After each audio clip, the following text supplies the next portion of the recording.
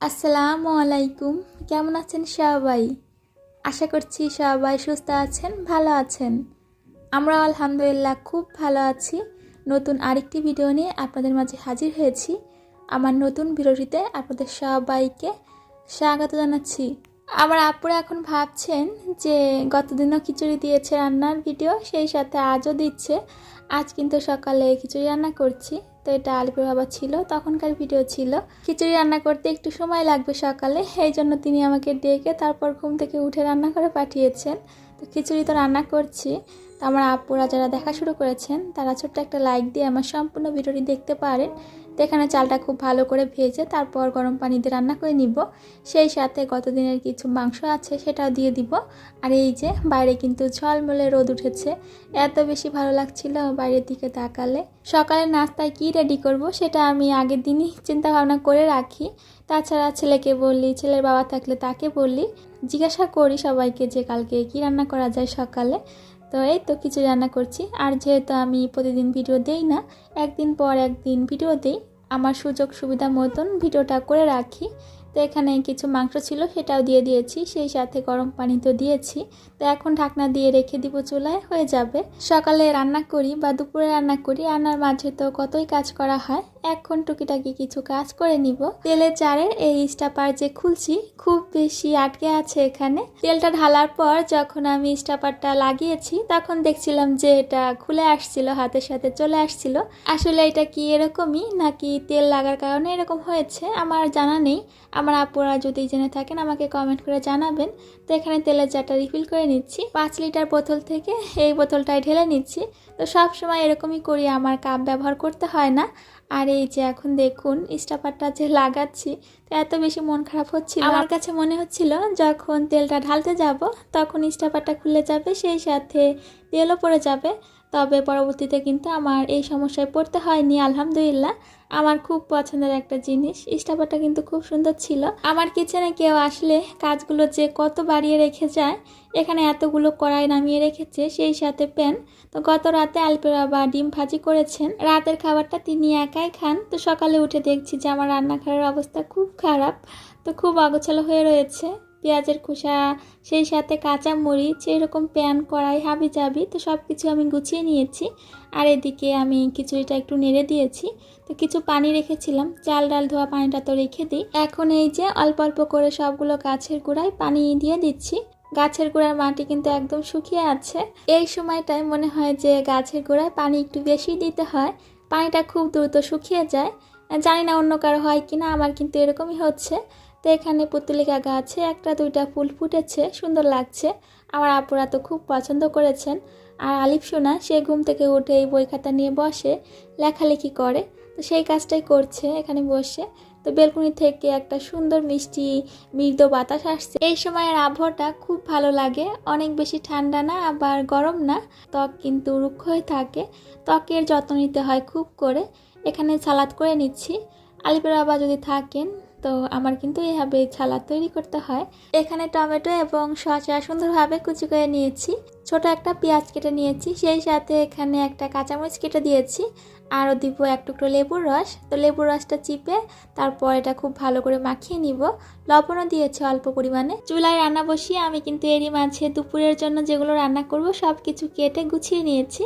তো অনেক সময় আমার এভাবে কাজ করা হয়, তবে সব সময় কিন্তু আমার আপুদের সাথে শেয়ার করা হয় না। দুপুরের জন্য এখানে ফুলকপি রান্না করব, সেই সাথে এখানে মূলা শাক নিয়েছি। শাকগুলো খুব ভালো করে ক্লিন করে তারপর একদম ছোট ছোট করে কেটে নিয়েছি। আর এখানে তো দেখতেই পেয়েছেন ফুলকপি কেটে নিয়েছি। তো ফুলকপিটা আমি গরম পানি দিয়ে ভিজিয়ে রেখেছি। আর এদিকে শাকগুলো লবণ দিয়ে মাখিয়ে রেখে দিলাম। দুপুরে যখন রান্না করব তখন এগুলো একটু ক্লিন করে তারপর রান্না করে ফেলবো। তাছাড়া দুপুরের জন্য যেগুলো প্রয়োজন কাটাকাটির সব কিছু কেটে গুছিয়ে রেখে দিয়েছি। তো যখন সময় হবে তখন শুধু রান্নাটা করে নিব। এদিকেই তো খিচুড়ি কিন্তু রান্না হয়ে গিয়েছে। খিচুড়ি যেহেতু রান্না করেছি এটা তো চুলায় বসিয়ে দিলে আর কোনো কাজ থাকে না। তো এরই মাঝে দুপুরের জন্য সব কিছু গুছিয়ে রেখে দিলাম। দুপুরে কিন্তু কাজটা অনেকটা এগিয়ে আছে। রান্না করতে তো খুব বেশি সময় লাগে না, সময় তো লাগে কাটাকাটি করতে, গুছিয়ে নিতে। রান্নাঘরে আমি রাইস কুকারটা নিয়ে এসেছি, এটা কিন্তু রান্নাঘরে ছিল না। তো আমার এখানে কিন্তু সুইচ বোর্ডও ছিল না, যার কারণে রাইস কুকার এবং ইলেকট্রিক চুলা এগুলো রাখতে আমার সমস্যা হতো। আমি আমার মতন করে গুছিয়ে রেখেছি, সেই সাথে মাল্টিপ্লাগ লাগিয়ে নিয়েছি। মাল্টিপ্লাগ লাগিয়ে কাজ করলে দেখা যায় কি যে নষ্ট হয়ে যায়। আগে একটা ছিল, সেটা নষ্ট হয়ে গিয়েছে, তো নতুন করে একটা লাগিয়েছি, দেখি কতদিন থাকে। ভাত বসিয়ে দিয়েছি, তো ভাতটা হবে, এদিকে আমি দুই চুলায় দুইটা রান্না করে নিব। তো শাকটা আমি সিদ্ধ হওয়ার জন্য দিয়েছি রসুন কুচি, পেঁয়াজ কুচি এবং কাঁচামরিচ কুচি দিয়ে। আর সেই সাথে এখানে মাছ রান্না করব, তো মাছটা কষিয়ে তারপর রান্না করব। অনেক দিন ধরে রাইস কুকারটা ব্যবহার করা হয়েছিল না, ভেবেছিলাম যে হয়তো নষ্ট হয়ে গিয়েছে। রাইস কুকারের যে তারটা রয়েছে সেটা কিন্তু পুড়ে গিয়েছিল, এতদিন ধরে সেটা আমি খেয়াল করিনি। যখন বুঝতে পেরেছি, আলিপের বাবা নতুন করে একটা তার এনে দিয়েছে, তো সেটা দিয়ে আজ রান্না করছি। এদিকে আমি মশলাটা খুব ভালো করে কষিয়ে নিয়েছি, তারপর এই তো একটু পানি দিয়ে মাছগুলো দিয়ে কষানোর জন্য দিয়েছি। তো পাশের চুলায় আমি মাছটা কষিয়ে নিচ্ছি, আর এদিকে শাকটা খুব ভালো করে সিদ্ধ হয়ে গিয়েছে, তো সেগুলো একটু বাগার দিয়ে দিচ্ছি। তো এখানে কিছু শুকনা মরিচ ভেঙে দিয়েছি, তারপর এখানে দিয়েছি রসুন কুচি এবং পেঁয়াজ কুচি। তো আমার প্রিয় আপুরা এত সুন্দর করে আমাকে পরামর্শ দেন, সুন্দর একটা কমেন্ট করে হারিয়ে যান। আমি আর সেই আপুদের খুঁজে পাই না। তো কিছুদিন আগে আমার এক আপু বলেছিলেন যে আপু যখন শাক বাগার দিবে শুকনা মরিচটা আগে একটু ভেজে নিবে, তারপর রসুন পেঁয়াজ দিবে। তো আপুর কথা মতন এই যে শাক ভাজিটা করে নিয়েছি। আমার সব আপুদের নাম চ্যানেলে দেওয়া থাকে না, এই জন্য নামটা জানা থাকে না, তবে সুন্দর কমেন্টগুলো কিন্তু আমার মনের এক কোণায় থেকে যায় সব সময়। মাঝে মাঝে যখন রান্না করি তখন আপুদের কমেন্টগুলো মনে পড়ে। দেখেছেন আপুরা, এদিকে কথা বলছিলাম, শাক ভাজিটা করে নিয়েছি, সেই সাথে এই যে মাছটা কষিয়ে নিয়েছি। তো মাছগুলো তুলে নিয়েছি, এখন এই মশলার ভিতর আমি ফুলকপি এবং আলু কষিয়ে নিব। গরম পানিতে ভিজে রাখলে হয় কি, ফুলকপি থেকে একটা উটকো গন্ধ আসে, সেটা কিন্তু চলে যায়। এখানে একটা আলুও দিব, আলুটা কিন্তু এখনও দেইনি, তো খেয়াল ছিল না, পরবর্তীতে কেটে তারপর দিয়ে দিয়েছি, কারণ আলুটা আমি অনেক আগেই ছুলে রেখে দিয়েছিলাম। তো এদিকে শাক ভাজিটা তুলে নিচ্ছি। এখন তো শীতের সবজি সারা বছরই পাওয়া যায়, তবে শীতের সবজি শীতের সময় ভালো লাগে। এই বছর প্রথম আজ ফুলকপি রান্না করছি, সেই সাথে এই যে মূলা শাক, এটাও কিন্তু আজ প্রথম রান্না করছি। শাক ভাজিটা হালকা তিতা ভাব ছিল, শীতের সবজি রান্না করছি, শীতের ধনিয়ার পাতা দিব না, এটা তো কখনোই হবে না। ধনিয়ার পাতাগুলো আমি বক্সে সংরক্ষণ করেছি টিস্যু পেপার দিয়ে, তো খুব ভালো আছে কিন্তু। তো এখান থেকে অল্প কিছু ধনিয়ার পাতা আমি দিয়ে দিব। এদিকে মাছের তরকারিটা কিন্তু হয়ে গিয়েছে, সবজি কষিয়ে তারপর ঝোলের পানি দিয়ে মাছগুলো দিয়ে রান্না করে নিয়েছি। আরও অল্প কিছুক্ষণ ফুটিয়ে তারপর তরকারিটা নামিয়ে নিব। পপিস কুকিং হাউস থেকে আমার প্রিয় আপু গত ভিডিওতে কমেন্ট করেছেন, মাশাল্লাহ আপু, আপনার ভিডিও বরাবরই খুবই সুন্দর হয়, মাশাল্লাহ, খুব সুন্দর করে গুছিয়ে কথা বলেন, আপনার ভিডিওতে ঢুকে কেউ বেরোতে পারবে না, এত সুন্দর কথা শোনার জন্য সবাই ফুল ওয়াচ করবে আমার মতন। অসংখ্য ধন্যবাদ প্রিয় আপু, অনেক অনেক অনেক ভালোবাসা দোয়া রইল তোমার পরিবারের জন্য। এদিকে মাছ রান্নাটা হয়ে গিয়েছে, এটা আমি বাটিতে তুলে নিয়েছি। তো এখন কিছু চপ তৈরি করব, চপ বড়া যেটাই বলা হোক না কেন। এখানে আমি কিছু ডাল বেটে নিয়েছি, সেই সাথে চিংড়ি মাছ। অন্যদিন হয় কি যে শুধু চিংড়ি মাছ সেই সাথে কিছু চালের গুঁড়া দেই, আজ কিন্তু সেভাবে করিনি, কিছু ডাল দিয়েছি, দেখছিলাম যে অন্যরকম টেস্ট হয়েছে, অসম্ভব ভালো হয়েছে। মসুর ডাল দিয়েছি, সেই সাথে চালের গুঁড়া দিয়েছি, পেঁয়াজ রসুন কাঁচামরিচ জিরা, তো সব কিছু একই সাথে মাখিয়ে এই যে বড়াগুলো ভেজে নিয়েছি। শুধু চালের গুঁড়া দিয়ে আর চিংড়ি মাছ দিয়ে বড়াগুলো তৈরি করলে হয় কি যে ঠান্ডা হয়ে যাওয়ার পর একদম সফট হয়ে যায়, আজ কিন্তু সেটা হয়নি।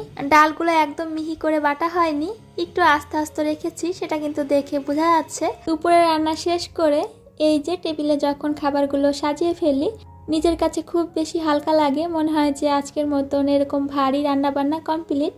তো নাস্তা তৈরি করব, সন্ধ্যার দিকে সিঙ্গারা তৈরি করব, সেই জন্য বিকালে আমি একটু গুছিয়ে রাখছি। সন্ধ্যার দিকে হয় কি যে নাস্তা বানাতে ইচ্ছা করে না যদি বিকালে একটু গুছিয়ে না রাখি। আমার তো শুধু এটাই মনে হয় আজ থাক, এখন আর নাস্তা বানানোর প্রয়োজন নেই। সিঙ্গারা তৈরি করার জন্য এখানে আমি আটার ডোটা রেডি করে রাখছি, ডোটা রেস্টে রেখে দিব, তাহলে সিঙ্গারাগুলো সুন্দর হবে। তাছাড়া এদিকে আমি আলু কুচি করে রেখেছি, সেই সাথে পেঁয়াজ কাঁচামরিচ এগুলো কেটে রাখছি। এখনও কিন্তু বাইরে রোদ আছে, এখন বিকালটা খুব দ্রুতই কেটে যায়, তো অল্প সময়ের ভিতরে মনে হয় যে রাত নেমে আসে। আলুর পুরটা আমি আলাদা রান্না করে নিই, তা আজ কিছু কলিজা দিয়ে তারপর রান্না করব। কড়াইতে পরিমাণ মতন তেল দিয়ে এখানে দিয়ে দিয়েছি পেঁয়াজ কুচি এবং কাঁচামরিচ কুচি। একটু নরম হয়ে আসার পর এখানে দিয়েছি জিরা বাটা, রসুন বাটা, আদা বাটা, হলুদের গুঁড়া, শুকনা মরিচের গুঁড়া দিব, সেই সাথে পরিমাণ মতন লবণ। এরপর একটু ভেজে তারপর দিয়ে দিব কলিজা। আব্বাজান আমার এমনিতে কলিজা পছন্দ করে না, সেটা গরুর হোক, খাসির হোক বা মুরগির। যদি সিঙ্গারা তৈরি করে দেওয়া হয় তাহলে দেখা যায় যে পছন্দ করে। তাছাড়া আমি যেভাবে সিঙ্গারা তৈরি করি এটাকে সে সিঙ্গারা বলে না, এটাকে সে সমুচা বলে। তো এখানে আমি কলিজাগুলো দিয়ে একটু ভেজে নিয়েছি। এখানে এক টুকরো দারচিনি, একটা এলাচ এবং একটা তেজপাতা দিয়েছি। তো এগুলো দিয়ে একটু ভেজে এখানে কেটে রাখা আলুগুলো দিয়ে দিয়েছি। আমার প্রিয় আপুরা এখনও যারা খুব ভালোবাসা দিয়ে দেখছেন কিন্তু আজও আমার চ্যানেলটি সাবস্ক্রাইব করেননি, ভালো লাগলে আমার চ্যানেলটি সাবস্ক্রাইব করে বন্ধু হয়ে আমার পাশে থেকে যেতে পারেন। এখানে অল্প কিছু পানি অ্যাড করেছি আলুটা সিদ্ধ হওয়ার জন্য। তো এটা দিয়ে আমি ঢাকনা দিয়ে রেখে দিয়েছিলাম কিছুক্ষণ। এখানে আলুগুলো খুব সুন্দরভাবে সিদ্ধ হয়ে গিয়েছে।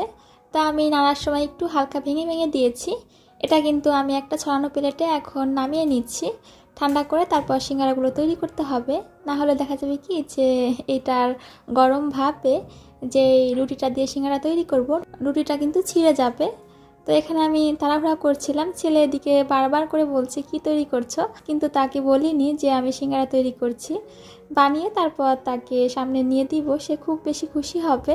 এখানে একটা রুটি পেলে মাছ বরাবর কেটে নিয়েছি, এখন আমার মতন করে শেপ দিয়ে তৈরি করে নিব। তো আমি এভাবে সিঙ্গারা তৈরি করি, দেখতে তিনকোনা হয়, সেই সাথে সমোসার মতনও লাগে। আমার ছেলে তো বলে এটা সমোসা। এক এক করে এখন সবগুলো সিঙ্গারা তৈরি করে নিব। এই তো দেখতে কিন্তু খুব সুন্দর লাগছে। বাংলাদেশি মম হালিমা আইডি থেকে আমার মিষ্টি আপু গত ভিডিওতে কমেন্ট করেছেন, আপু খুব সুন্দর করে গুছিয়ে পরিপাটি করে কাজ করেন আপনি, আপনার কাজ দেখলে অনেক বেশি ভালো লাগে, সেই সাথে আপনার কথাগুলো শুনলে আরও বেশি ভালো লাগে। অনেক অনেক অনেক ভালোবাসা প্রিয় আপু, তোমার মিষ্টি মেয়েটার জন্য অনেক আদর রইল। তো এখানে আমি কিছু সিঙ্গারা তৈরি করে নিয়েছি, এখন ভেজে নিচ্ছি। এগুলো যে ভাজতে দিয়েছি এখনও কিন্তু সিঙ্গারাগুলো বানানো হয়নি, তো এখন বসে বসে বানিয়ে ফেলবো। এগুলো ভাজতে কিন্তু অনেকটা সময় লাগে। তাছাড়া যদি আমি সবগুলো সিঙ্গারা বানিয়ে তারপর ভাজতে যেতাম, দেখা যেত কি যে রাতের খাবার খাওয়ার সময় হয়ে যেত। সুন্দর একটা কালার করে ভেজে তুলে নিয়েছি, এখন আরও কিছু সিঙ্গারা ভেজে নিব। তো এরই মাঝে কয়েকটা কিন্তু বানিয়ে নিয়েছি, আরও আছে। আটার ডো এবং পুর দেখছিলাম যে একদম পারফেক্ট হয়েছে। তো এখানে সবগুলো বানিয়ে নিয়েছি, এগুলো আমি এভাবে ডিপ ফ্রিজে রেখে দিব। যখন একটু শক্ত হবে তখন বক্সে করে আমি রেখে দিব। একটু বেশি পরিমাণে বানিয়েছি। সিঙ্গারার সাথে এখানে আমি সসও নিয়ে নিয়েছি। আমরা এখন নাস্তা করে নিই। আমার প্রিয় আপুদের সুস্বাস্থ্য এবং দীর্ঘায়ু কামনা করে বিদায় নিচ্ছি। আল্লাহ হাফেজ, আসসালামু আলাইকুম।